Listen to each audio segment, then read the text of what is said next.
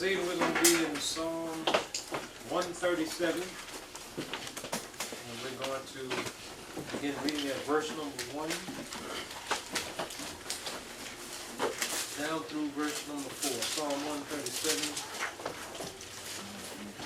And we're going to begin reading at verse number 1 through verse number 4. Psalm 137.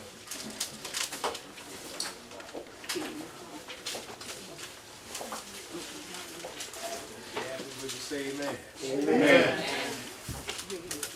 Good evening. Good evening. Psalm 137, beginning at verse number 1.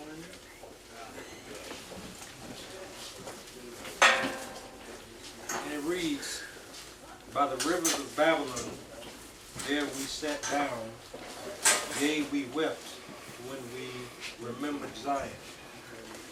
We hanged our harps upon the willows in the midst thereof.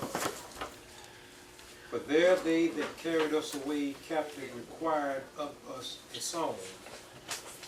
And they that wasted us required of us mirth, saying, sing us one of the songs of Zion. And verse number 4 says, how shall we sing the Lord's song in a strange land? And I'm going to just stop at verse number 4. And in this section of this 137th Psalm, we are reading about God's people, Israelites, have been carried off into Babylonian captivity. Yeah.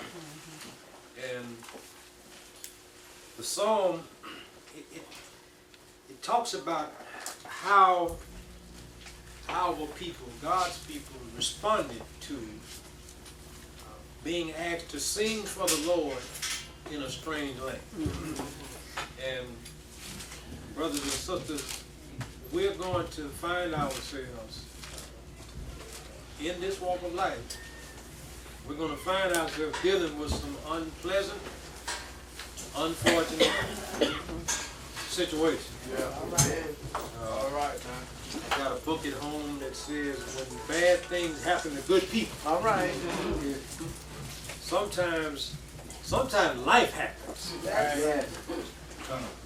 You know, every now and then we'll deal with some type of misfortune, some unforeseen situation may come upon us.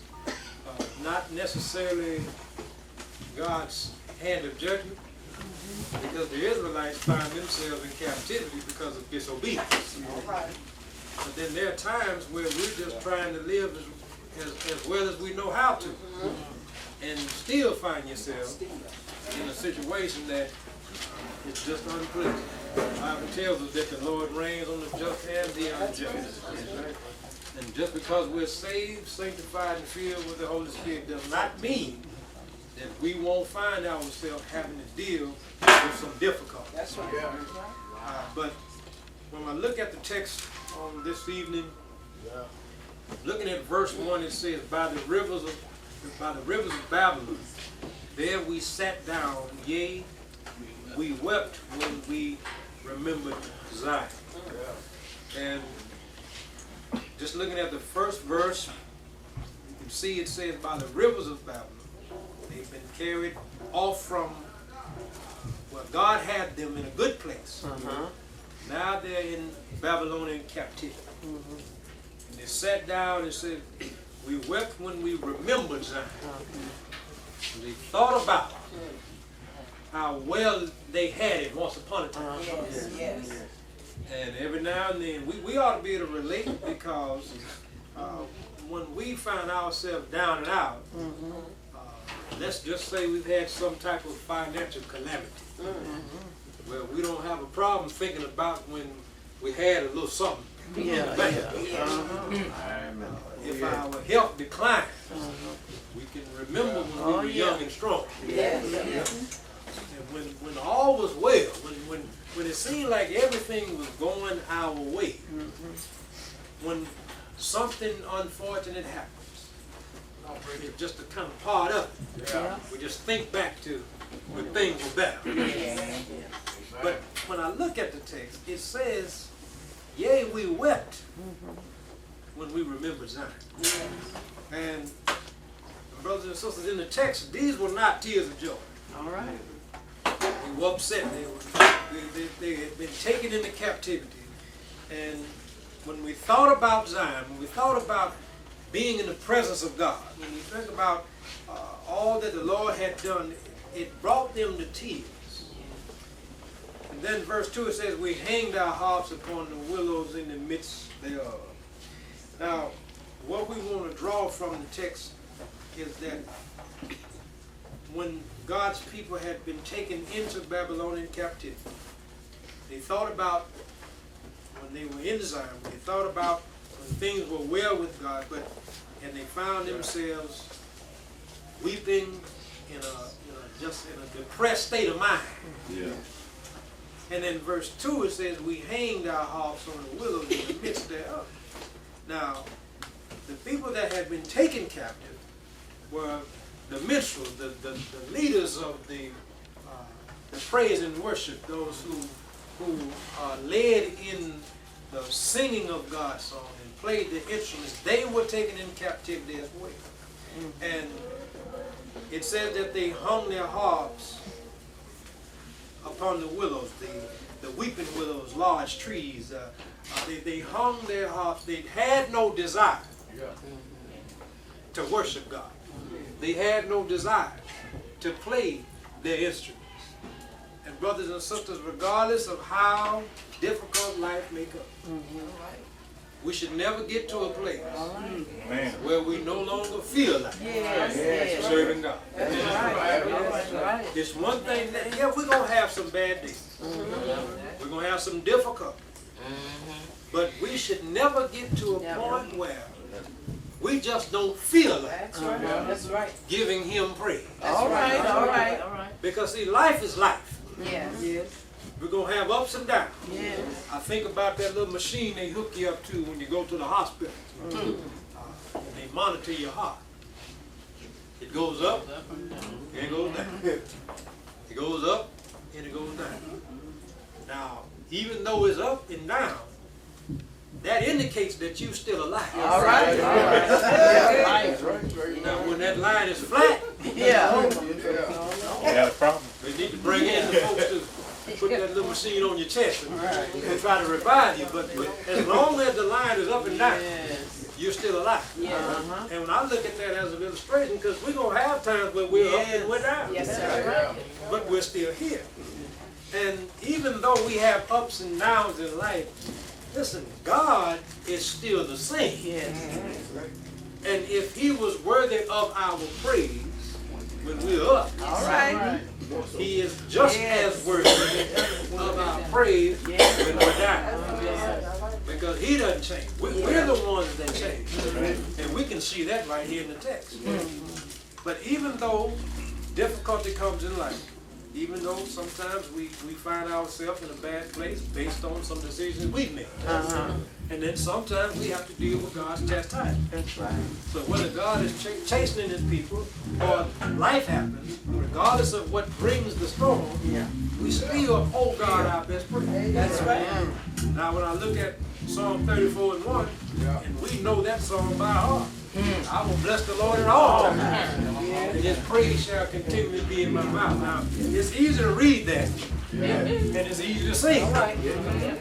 But do we really bless the Lord at all times?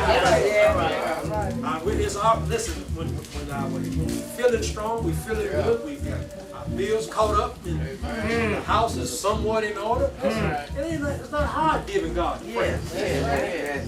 But how do we respond when we're not at our best physically, spiritually, or emotionally? Financially, we're struggling. The family seems to be out of whack. How do we praise God then? All right. Once again, it's easy to read Psalm 34. It's not hard to recite. But when it comes down to applying, All right. sometimes we're just like God's people in the text. Sometimes we just hang our harps Yes. on the willows in the midst thereof. But because God is the same God. Yes, sir. Because listen, if he was worthy to praise on Monday, and if the situation changes Tuesday, All right, all right. then if he was worthy to praise Monday, he hadn't changed. That's right. I would almost, we would have an argument, a legitimate argument, if God fluctuated. All right. If he changed.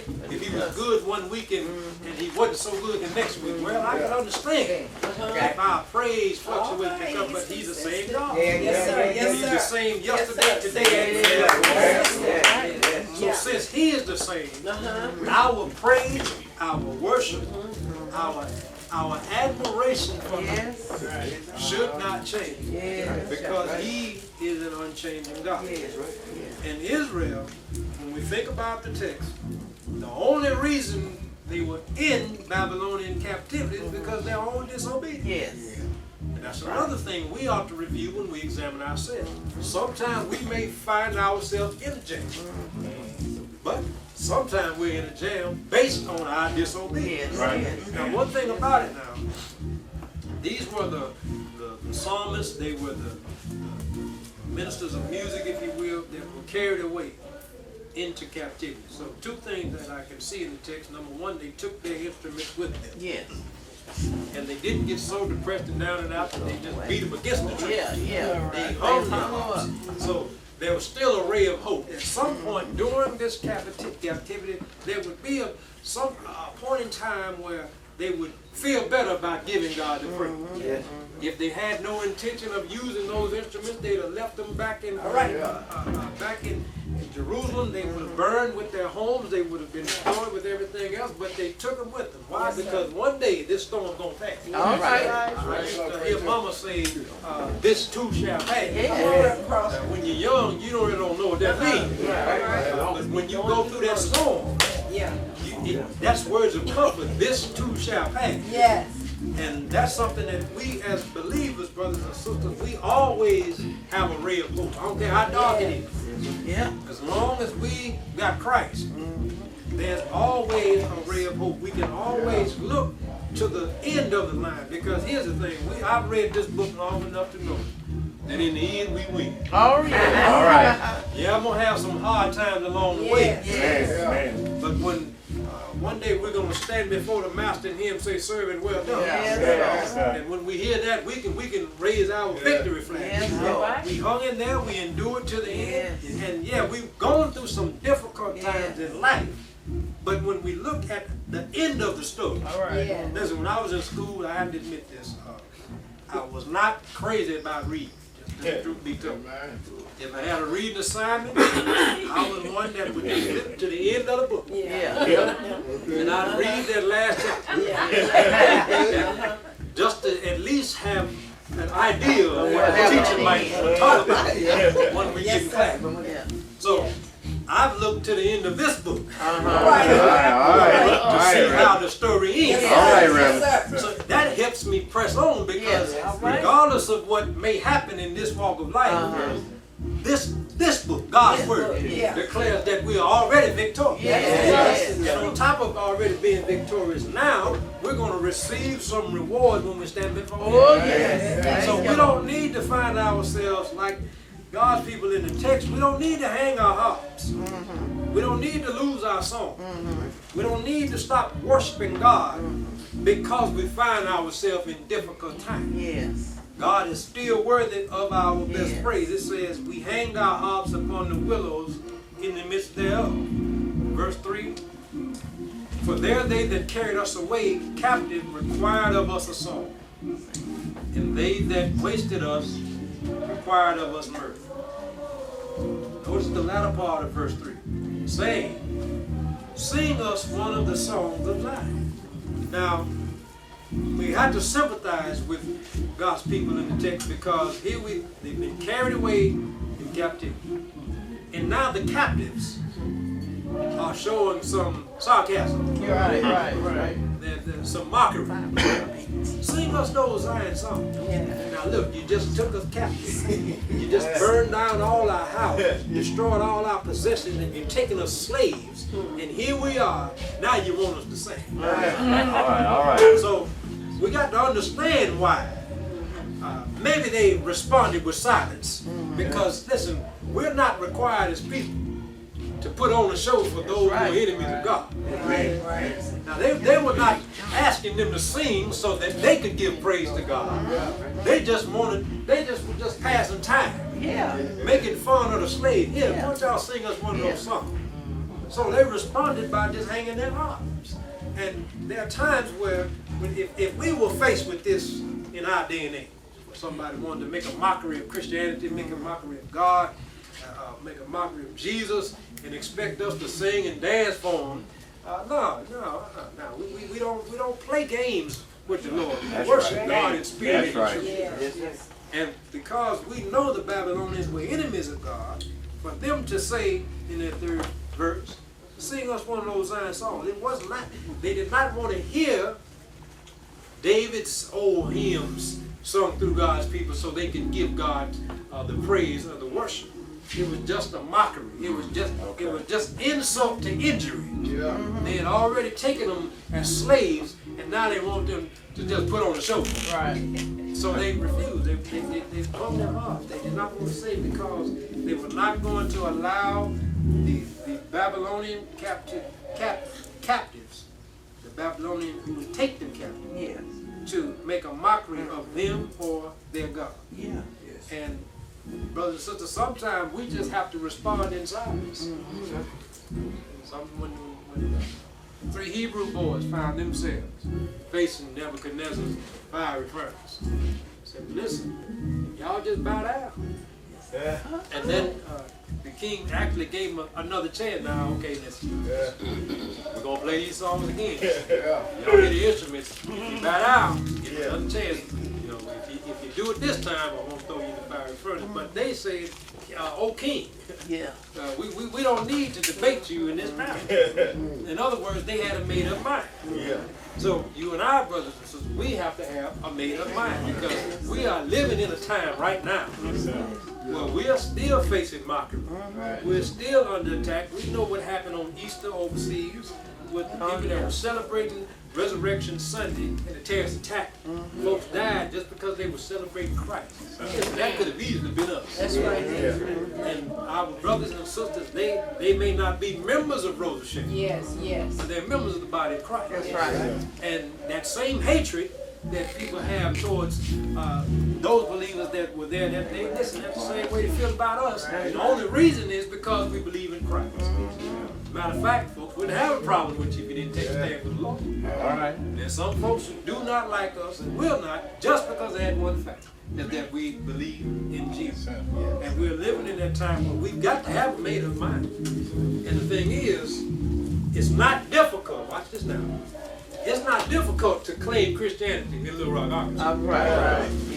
Now, we on the other side of the globe, when people get arrested for owning the Bible, when churches are being blown up, when people are losing their life because of their faith, I just wonder. Only you know that. I just wonder. Would we still take a stand for the Lord? Like I say, nobody's threatening our lives on Martin King Drive. We don't have that type of persecution right here in the Western world, as they call it. But listen, think about it now. If we were not in the comfort of where we are right now, would we have this many Bible studies? Yes. Would we still be willing to take a stand for Christ if every day we left our homes, our life was in danger? We have to think about that, because if you pay attention to the direction that the world is going, they started years ago when they took prayer out of school. Then they took down the disobeying of the 10 Commandments. And now, it's just all types of laws that are just trying to just minimize Christianity. What is it? During Christmas season, they don't even want to display of nativity scene. So here we are. Can't say Merry Christmas, Happy Holidays. Everything is just leaning away from God. So we have to listen. We got to be firmly rooted, because it is already affecting us. But we have to make sure we have made up mind, take a stand for that which we believe. It's just like a while, I don't know if you remember a while back, they wanted to take the God We Trust off of it. Oh, yeah. They wanted to take it out of there. You know, anything that just gets rid of God. Yeah. But we have to take a stand, brothers and sisters, and in the midst of difficulty, we have to continue to have a spirit of praise and a spirit of worship. Notice now it says in verse 4, how shall we sing the Lord's song in a strange land? Now, knowing that they were being mocked, they were being ridiculed, they were dealing with sarcasm when they were asked to sing God's song, to ask the question, how can we sing the Lord's song in a strange land? I look at that, a strange land is any place that you've never been before. And you and I, we may not have the opportunity, the privilege to leave Little Rock and go to a foreign land, literal strange land. But anywhere you've been, anywhere you haven't been is a strange land. But any place, mentally, spiritually, emotionally, that you haven't been is a strange land. What do I mean? If you've been fairly healthy your whole life and then sickness comes upon you, that's a strange land. Yeah. Yeah. You hadn't been there before. You know, if you've always had your finances in order and all of a sudden the stock market crashed. Y'all remember Enron years ago? You made some investment with Oh, yes. what's his name? Bernie. Bernie Madoff. Madoff. He took all your money. You've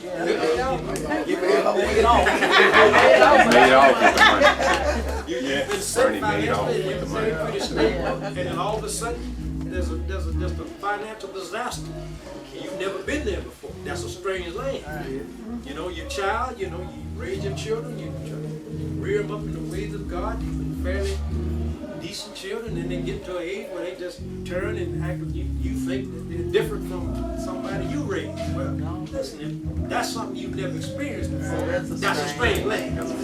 And anytime you're in a strange land, listen, you need to still have God on your mind.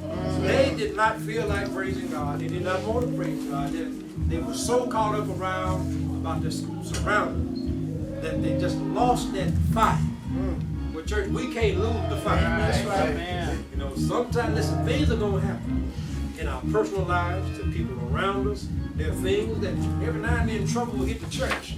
But even in the midst of that, we've got to have a spirit of praise, a spirit of worship. Because listen, how are we, watch this, how will we draw the lost when they see us? You know, every time they say, hey, brother, how you doing? Kind of make it. You know, they see you and it's like every time they see you, look like you're just beat down. Well, why would somebody want to join your team? Why would somebody want to partake in what you're doing if every time they see you, you just you know, you just barely here. You know, see, folks out in the world, and I'm just speaking from my own experience. When I was out there, I enjoyed it. I'm gonna be honest with you. When I was out there, listen, the world, hey, I enjoyed my time when I was out there. So if I see you in the church, and every time I see you, you depressed, and you down and out. You're going to stay out there. Well, why would I leave all this? You're coming in, everybody sad and crying and everything. Oh man, look, I'm good. You know, so we have to be careful of what people see in us. That's why I made reference to Psalm 34:1, that I'll bless the Lord at all times, and His praise shall continue to be in my mouth. Listen, the way you praise God in a storm will help somebody that's going through a storm. Folks will ask you, listen, man, how is it that you keep it together?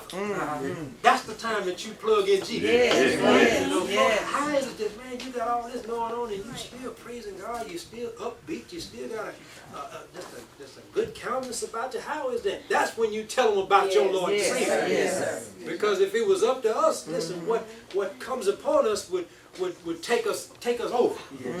But there's something that's in us, someone working in us that helps us make it from there. And when somebody going through a storm, somebody dealing with some just life happens, and they see you and you just upbeat, you're always in good spirits. Somebody, man, why are you so happy? Well, that's when you tell them, listen, the God that I serve, He got some work on the inside. ever wondered how to evangelize or what to say? Well, listen, you just tell somebody what the Lord has done for you. That's right. Sometimes we overthink things. You know, we try to, what scripture do I use? What passage do I go to? How do I break down this verse for that person? Listen, you don't have to go to the Bible. Listen, you are already saved. So if you're saved, you need to tell them what the Lord did for you. What He did in your heart. And that's where you start. Listen, trust me, God, He'll get them to the word. There's a word for them. But if you want to help somebody, listen, tell them what God has done in your life. And that'll definitely get a person on the right track. Any comments? We'll move a little further. Pastor Cross, I hate to keep bringing this up, but it's just something that I went through recently. Last Wednesday when Fred Henderson was passing, and we knew he was going. We had to keep praising God. And I had to keep telling his wife, Lord, we praise you anyway. We keep praising you. We know you're in control. We had to use words like that to keep going, because it was hard. It was hard for her. It was hard for me. But we had to keep giving God the glory. Lord, we still praise you. Why me? Because we're with you. We had to keep saying things. For a second I thought, what am I going to say to her? But I just started praising God with her. And we just kept praising him in the midst of it. The situation didn't get any better as far as we were looking at, but we gave God the glory through all of it. And her strength, by the time she went to the hospital and came back, she was talking just as clear. She said they pronounced him dead at the hospital. Didn't sound like the same woman. She was getting her strength back. It was coming back to her. And I just praise God. We just never stopped giving him the praise. Like you say, it was a strange land. Listen, We never lost him before. I'm going to start a scripture and I want y'all to finish. My strength is made perfect in, start with a W. My strength is made perfect in The will of God? weakness. Weakness. Oh yeah, Miss Blood sang He that said, song. When I am weak. perfect Yes. in weakness. Yes. See, when we are at our lowest, Yes. Yes, sir. when we don't have a choice but to depend on Him. All right. Now, granted, I know God gave me the strength to walk into this room. No question.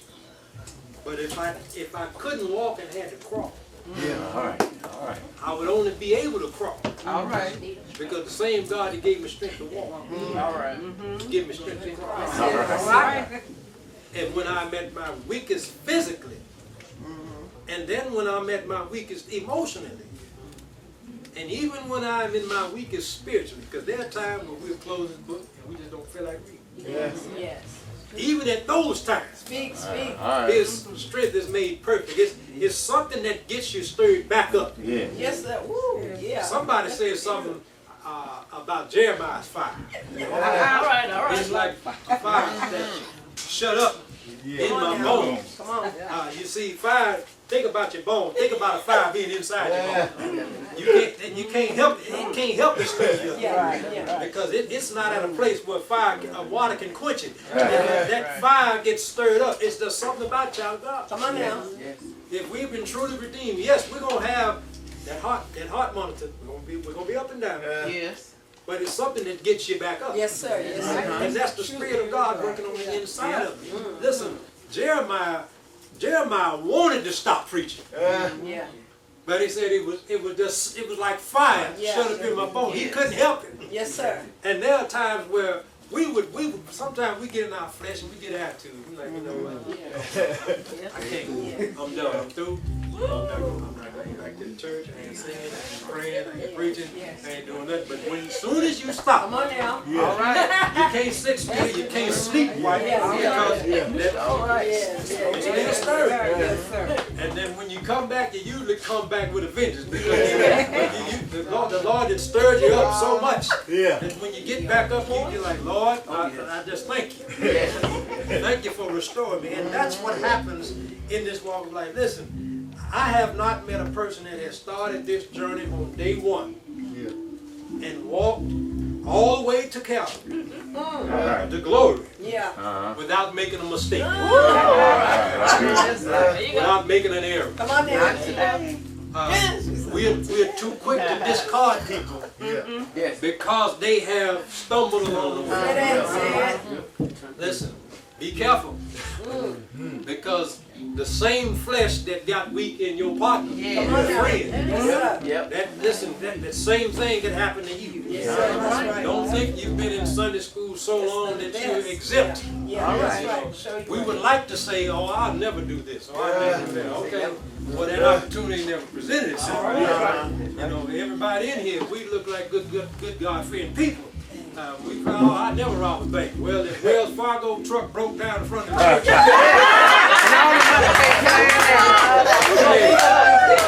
Back door for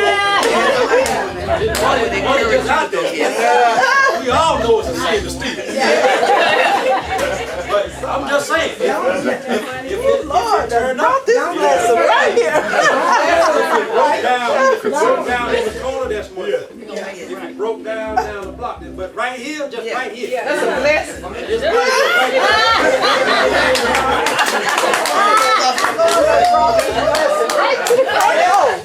Watch how quick it's supposed to be. We are Men creatures. try to justify. We say God put it in. Yeah, but I ain't blessed. So how we are trying I to know I need some money. None of us are perfect. Yes, sir. None of us are perfect. That's right. But the thing about it is, even in our weakness, God is still good. Yes. Yes, sir. Yes. Now let's not do like Paul said in that leave the 6th chapter of Romans. He said, listen, should we continue sin so grace may abound? God forbid. In other words, we don't just keep on doing wrong. That's right. We can run back to God and ask Yeah. That's right. Imagine Okay. your child, you tell your child, you know, you don't do this, you don't do this, and they just keep doing it, coming back saying, Mom, I'm sorry. Well, eventually, Mom gonna get tired. So if Mama get tired of it, she'll get Lord. Yes. So we want to do what's right, especially if we know what's right. Any comments before we continue on a little further? One verse I want to read out of Hebrews chapter 13. Hebrews chapter 13, verse 5. It says, let your conversation be without covetousness, and be content with such things as ye have. For he has said, I will never leave thee nor forsake thee. And the reason I want to look at that latter part, that 5th verse, God made a promise that he would never leave us nor forsake us. So if you find yourself in that strange land, if you feel yourself wanting to hang your heart, and you're just kind of in a low point in life, remember God promised that he'd never leave us. That's right. Show you right. And there are times where we may not feel his presence, but we have to learn to trust him when we can't trace it. That's right. You see, that's how walking with faith looks like. Because, you know, there have been times where when we're in the midst of worship or even maybe some private time at home or in your prayer room or whatnot, there are times where you can feel God's presence. You know, you can just feel him just in you, working in you and all around you. But then there are times where we don't. That's right. That's But right. that doesn't mean that he's gone off somewhere. That's right. That doesn't mean he left you. Just because you don't feel his presence doesn't mean that he has gone anywhere. He can't go away because he says in his word, I'll never leave you, nor forsake you. So even at the time where we may not feel the Spirit of God just stirring in us, just know he's still with us. Because God is not a man that he should lie. He said it in his word. And we can trust it. So when we find ourselves like God's people in the text, when we're just down and out, and we just don't feel the praise, and we just don't feel worship. Listen, God is still with us. And even in our lowest time, the Lord he's not arm's length away. He's still working on the inside. He is still here. So even at our worst, we ought to give God our best. Because he is still worthy of all of our praise. Yes, he is. 1 Peter 5 and 7. Matter of fact, if someone would, if you read 1 Peter 5:7 for us.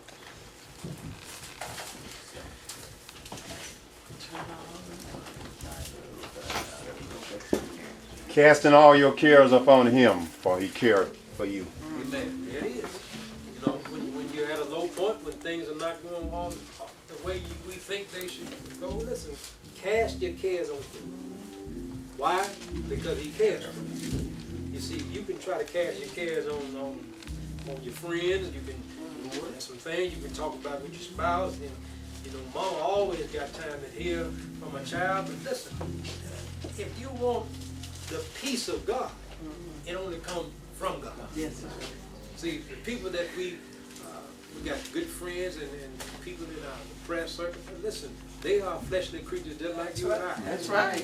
So if we really want to cast our care on the one that's going to give us the help, we got to cast on the Lord. And the thing that I love about the Lord, I've learned this over years, just walking with him, there isn't anything that I've done that is so bad I can't talk to him about it. That's right. Yeah. See, there's some things you can tell your best friend, and your best friend will step back and look at you. That's right. There's some things you can tell your spouse that might make in your marriage. I know. When you go to God, you can talk to him. Don't do it. When you cast it on him, Yes. you can, matter of fact, you feel better. Right. Oh, yeah. Put it on God. Listen, God has a way of giving you peace Yeah. before That's right. he fixes the problem. Midst of the storm. Some of us who got health issues, you know, once we just gave it to God, Yes. we still dealing with diabetes, we're still dealing with high blood pressure, we're still dealing with it. But it's something about the peace God gives you. Oh, yes. Oh, yes. You see, if God just healed us every time, well, we would just call on him when we needed the help. But God has a way of sustaining you in the midst of your storm. Sometimes the situation hasn't changed, but God has done something to your Yes. heart. Yes. God does something to your mind and allows you to be strong Yes. in the midst of the storm. Because I tell you, once again, somebody watching. Somebody is watching how you handle your storm. And you would be amazed at the people who will never tell you that the way you handle this or that situation helped them to make it through there. Folks watch, folks observe. Yes, They sir. you may never get the props. They may never write you a letter. They may never call you, send you a text. But just know Yeah. that you are having a positive influence on somebody's life just by hanging in there. Yes. Yes. When Yes. people know that, because a lot of times, especially with social media now, sometimes we just share too much information. That's another conversation. But people know when we're going through. Yes. And folks may never say a word, but they watch. And when they see you still praising God, Yes. when they still hear you singing God's song, when they still see you lifting up holy hands, they may never pat you on the back, but seeing you go through Yes, sir. That's the will truth. give them the strength That's the truth. to continue on. Yes. Because you would be amazed at who's ready to throw in the towel. That's right. Sure, you're right. Who's ready to call it quits on God. Yes. But to see you steady going on, Yes. steady pressing your way. Yes. You mentioned how when Brother Henderson passed, you know, everybody grieves differently. And then sometimes we try to tell people how they ought to be acting, what they ought to be doing. Listen, don't do that. Everybody grieves differently. You know, some people, they don't change their routine. They just keep going. Because if they stop, they have nervous breakdown. Yes. And then there's some people that shut everything down. If that's how they have it, fine. Yeah. Let them have. How they connect with their creator that's between them and That's their Yes. creator. Yes. Yes. Don't try to tell somebody how they ought to do what they do. No, them and God work. Yes. Because Alright. once God works it out for them. Yes. Like you say, they're Sister Yvonne was talking like everything was all right. Uh-huh. Apparently God has done something. Yes. And granted, God has a way of doing things. He may do it different for me than Sister Linda. But Yeah. how he does it, he's going to do it his way. That's right. That's right. And it's up to us to just continue to have the faith. Continue to press on. And don't lose your praise. Don't lose your song. In this 137 song, they just say, how we gonna sing? How we gonna sing straight? Right? Listen, you and I, listen, God has been too good to us. That's Yes, right. sir. For us not to give him our best That's praise. right.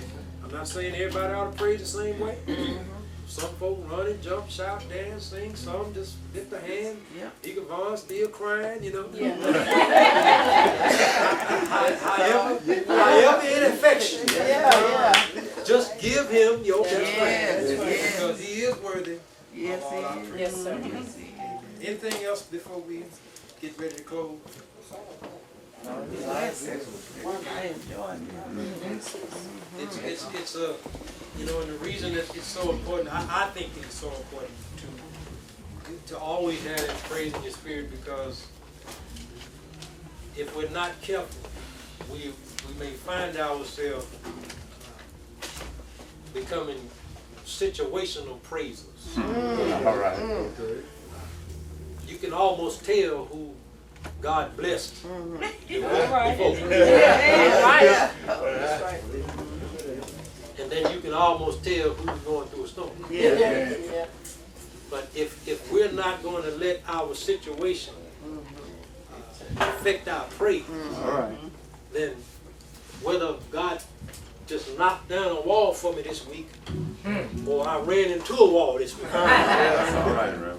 I should still be able to give him Yes. my best praise. Yes. Yes. Because he is always worthy. Yes, he is. And if we would just hold on, just endure to the end, God is always going to see us through. Like I said, we already win. If we read the book, we're on the winning team. Yes. We're Yes. already in victory. Yes. So all we have to do is just hold on, let God continue to lead and guide us, and Yes. he'll see us through. Yes, Lord. Thank That's all I you. got for you. Yes. Let's just continue to be praying for Yeah. Pastor and First Lady and all our Yes. sick and shut-in Man, members. Yes. We're praying for the bereaved families, not only here at Rose of Sharon, but all over this land and country. Let's just keep praying. Yes, sir. Nothing else? Somebody have anything to close this business? All right, let's all stand.